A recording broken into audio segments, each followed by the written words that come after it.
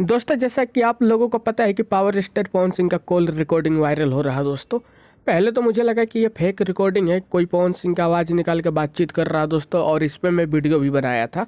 लेकिन दोस्तों अब सच्चाई का पता चल चुका है, ये जो आवाज़ है पावर स्टार पवन सिंह का ही है। लेकिन दोस्तों कुछ लोग इसको गलत तरीके से वायरल कर रहे हैं दोस्तों। बिल्कुल मतलब पवन सिंह को गायकी में, एक्टिंग में, डांस वांस में तो हरा नहीं सकते ये लोग।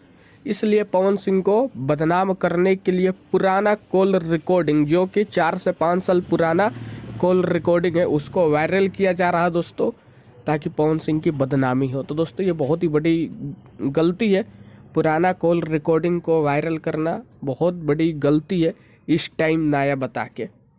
तो दोस्तों इसमें कोई वो नहीं है, पवन सिंह बहुत बड़ा क्राइम नहीं कर दिया है।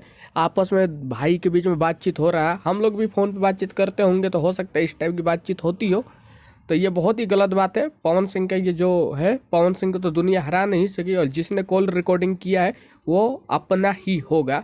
तो अपनों से बच के रहिए, अपनों ने हरा दिया पवन सिंह को।